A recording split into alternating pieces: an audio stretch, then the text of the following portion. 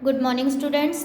आज मैं आप लोगों को आपका चैप्टर 16 जो है निर्मल हृदय निराश्रितों का घर, ठीक है। इससे पहले आप लोगों का चैप्टर 15 है जो कि मैंने अभी स्किप कराया है, वो मैं आप लोगों को बाद में कराऊंगी, ठीक है। और उससे पहले कश्मीर की यात्रा है वो कंप्लीट हो गया है, ठीक है। तो अभी चैप्टर 15 स्किप कर रहे हैं हम लोग, चैप्टर 16 पढ़ेंगे, ओके। आप देखो, निर्मल हृदय, जो कोमल हृदय होता है, निर्मल हृदय होता है, जिसके मन में दूसरों के लिए दया होता है, उसका वो क्या होता है, निराश्रित हो, यानी जिसके पास कोई आश्रय नहीं है, रहने की जगह नहीं है, उसका घर होता है। निराश्रित लोगों, जो लाचार लोग होते हैं, उनका घर होता है निर्मल हृदय। इसमें देखिए, इसमें मदर टेरेसा के बारे में बताया गया है, ठीक है। मदर टेरेसा किस प्रकार की परोपकारी महिला थी, उनके बारे में बताया गया, उनका जीवन चरित्र भी बताया गया है, वो किस प्रकार लोगों के ऊपर उपकार करती थी, लोगों की सेवा करती थी। तो मैं पढ़ने जा रही हूँ, आप लोग ध्यान से देखेंगे और सुनेंगे। कोलकाता के सबसे बड़े व घनी आबादी वाले क्षेत्र में एक लंबी नीची इमारत है जिसकी खिड़कियों पर प्लास्टर की जाली का काम है। शानदार ड्योढ़ी पर कोई दरवाजा नहीं है, किसी भी समय कोई भी अंदर आ जा सकता है। लकड़ी की एक तख्ती पर अंग्रेजी और बांग्ला में लिखा है, कोलकाता नगर पालिका निर्मल हृदय मरणासन निराश्रितों का घर। उस इमारत के भीतर एक विचित्र सी बू भरी हुई थी, जिसे बू मतलब बदबू आ रही थी उस इमारत से, जिससे कीटनाशक दवाइयाँ भी नहीं दबा पा रही थी। धुंधली रोशनी में तृप्त शैया की 3 कतारें दिखाई दे रही थी, जिन पर पतले हरे गद्दे सटे सटे बिछे थे। हर एक के सामने एक नंबर पेंट किया हुआ था। कतारों के बीच मौन साए घूम रहे थे। गद्दों पर गले मांस वाले शरीर पड़े थे। ऐसा ही एक दूसरा कक्ष औरतों के लिए था, जैसे हॉस्पिटल वगैरह में होता है, बेड बनाया रहता है, उसके बीच में थोड़ी थोड़ी जगह रहती है, ठीक है। वैसे ही वहाँ बना हुआ था उस कोलकाता नगर पालिका निर्मल हृदय में, उस इमारत में। वहाँ जो चीज प्रभावित करती थी वह थी वहाँ की प्रशांत पवित्रता। कोई विभत्सना नहीं थी।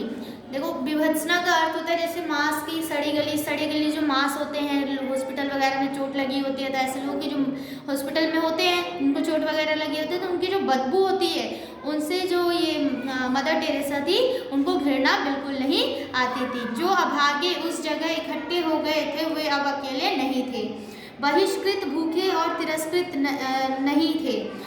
वो लोग ना तो बहिष्कृत थे, ना ही भूखे थे, ना ही तिरस्कृत थे, क्योंकि उनके साथ मदर टेरेसा थी। उन्हें प्रेम और शांति मिल गई थी। निर्मल हृदय के 110 निवासियों की उस शांति के लिए नीले किनारे की सफ़ेद साड़ी पहने हुए छोटी सी निष्ठावती महिला जिम्मेदार थी, यानी कि मदर टेरेसा, ठीक है। निर्मल हृदय के 110 निवासी, उस निर्मल हृदय में कितने निवासी थे, तो 110 निवासी थे, जिनकी जिम्मेदारी किसने ली थी, जिनकी जिम्मेदारी डोमेनिक लापिया ने, जिनकी जिम्मेदारी ली थी मदर टेरेसा ने, ठीक है। जिसे क्रम से हर बीमार पर प्यार लुटाते हुए देखा जा सकता है। भारत ही नहीं, सारा विश्व उस संत महिला के नाम से परिचित हो गया, जिसने परोपकार के कामों में क्रांति पैदा कर दी। वो हमेशा दूसरों पर उपकार ही करती रहती थी, ठीक है, दूसरों की सेवा ही करती रहती थी। जो भी बच्चे होते थे जो परिवार द्वारा त्याग दिए जाते थे, उनको अपने पास उस निर्मल हृदय में लेकर आ जाती थी। निर्मल हृदय बच्चों एक उसका नाम है, जैसे एक संस्था बोलते हैं, उसका नाम है, ठीक है। पत्र पत्रिकाओं ने उस महिला का नाम लोकप्रिय बना दिया, जो कोलकाता की सड़कों पर से परित्यक्त बच्चों और मरणासन लावारिसों को उठाकर ले जाती है।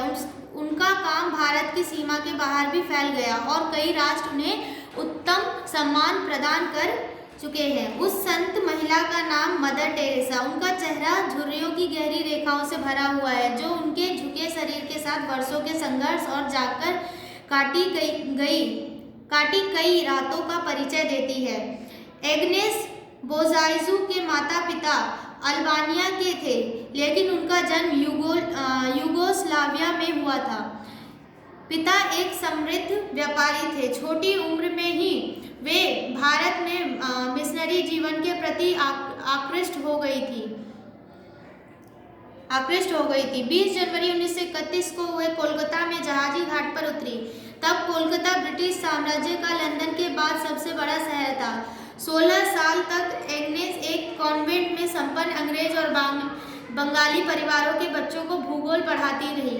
सन 1946 ईस्वी में जब रेलगाड़ी से दार्जिलिंग जा रही थी तो हिमालय की ढलान पर बसे एक छोटे से पहाड़ी शहर से उनको एक आवाज़ आती सुनाई दी। किनको सुनाई दी? मदर टेरेसा को। जो उन्होंने सुना वह ईश्वर का आदेश था कि कॉन्वेंट की सुविधाएं तथा एक कर त्याग कर गरीब से गरीब के बीच जाकर रहो।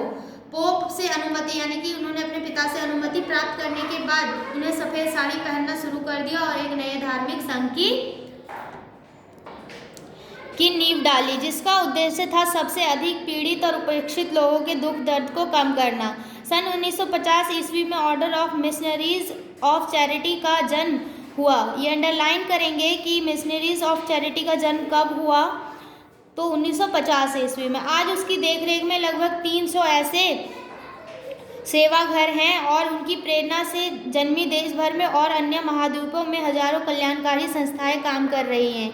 मगर संस्थाएं बच्चों होते हैं जो गरीब बेसहारा लोगों की मदद करते हैं। ठीक है, आरंभ कैसा था? जून 1952 की बात है। कोलकाता में प्रलयकाली वर्षा हो रही थी। एक झुकी हुई सफ़ेद आकृति मेडिकल कॉलेज अस्पताल की दीवारों के किनारे किनारे जा रही थी कि जमीन पर पड़ी किसी चीज़ से ठोकर लगी।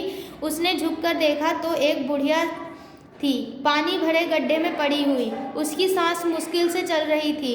उसके पाँवों की उंगलियों को चूहों ने कुतर डाला था। एग्नेस ने उसे बाहों में उठाया और अस्पताल के दरवाजे तक दौड़ी गई। एक स्ट्रेचर लगाकर उस मृतप्राय स्त्री को लिटा दिया। तभी एक कर्मचारी ने दखल दिया कि इस औरत को फौरन यहाँ से हटाओ, हम इसके लिए यहाँ कुछ नहीं कर सकते।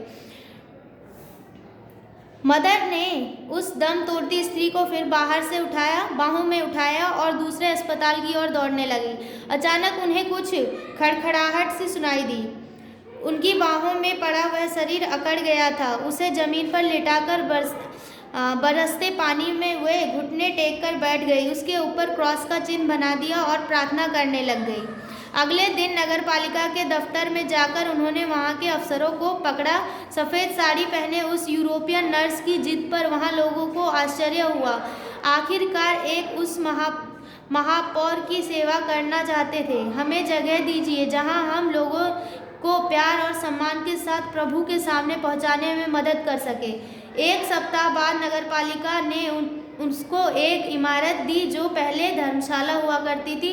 लोगों को काफ़ी कौतूहल हुआ। खबर फैल गई कि मदर टेरेसा और उसके साथ की दूसरी नन्हे मरने वालों के धर्म परिवर्तन के उद्देश्य से यहाँ हैं। तो आज मैं आप लोगों को इतना ही रीडिंग करवा रही हूँ। नेक्स्ट डे मैं आप लोग को इससे आगे पढ़ाऊँगी। आप लोग इतने में ये समझे हैं कि जो मदर टेरेसा थी उन्होंने बहुत सारी संस्थाएं खुलवाई।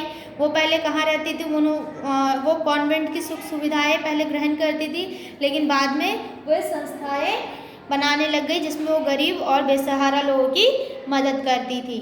ठीक है, नेक्स्ट डे मैं आप लोगों को इससे आगे पढ़ाऊँगी। तब तक आप लोग इतना रीडिंग करेंगे। Okay, thank you.